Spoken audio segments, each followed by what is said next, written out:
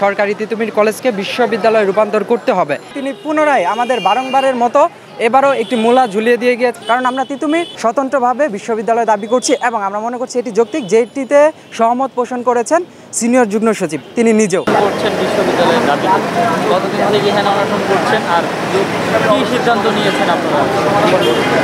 ধন্যবাদ আপনাকে। আপনি দেখতে পেয়েছেন আমরা গত বুধবার বিকেল থেকে 5 জনের মাধ্যমে যেই দুঃখিত আমরণ অনশন কর্মসূচিটি পালন করে এসেছি, সেটি বর্তমানে গণ অনশনে রূপান্তরিত হয়েছে এবং আমরা এটির মাধ্যমে সরকারকে স্পষ্ট একটি মেসেজ দিতে চাচ্ছি। আমাদের মেসেজটি হচ্ছে সরকারি তিতুমির কলেজকে বিশ্ববিদ্যালয়ে রূপান্তর করতে হবে এবং এই অনুযায়ী সরকারি প্রজ্ঞাপন জারি করতে হবে।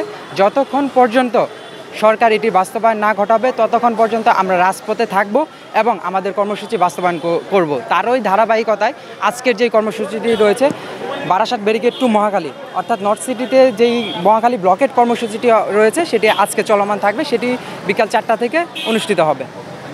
এখন পর্যন্ত কোনো সরকার থেকে কোনো আশ্বাস বা কোনো ধরনের মেসেজ পেয়েছেন কিনা?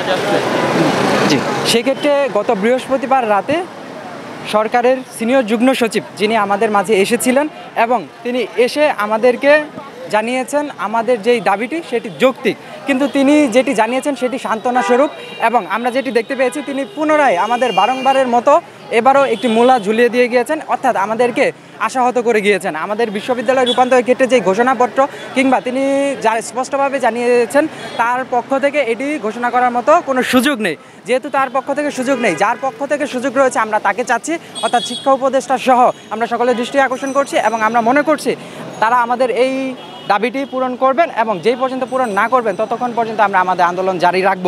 সেক্ষেত্রে গণ অনশন চলমান রয়েছে।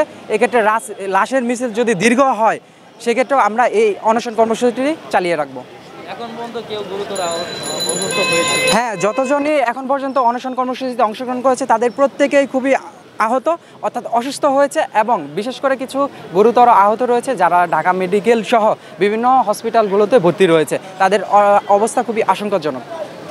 কতজন হবে এরকম? এক্ষেত্রে 3 জনের কথা আমরা স্পষ্টভাবে বলতে পারছি এবং বেশ কিছু যারা এখানেই বর্তমান অবস্থান রয়েছে তাদের মধ্যে থেকে কিছু আশঙ্কাজনক, যাদেরকে পরবর্তীতে হসপিটালে নিয়ে যাওয়া হতে পারে। অনেকে যেটা বলছে যে আসলে আপনাদের দাবি দেওয়াগুলো অযৌক্তিক, সেক্ষেত্রে কি বলবেন?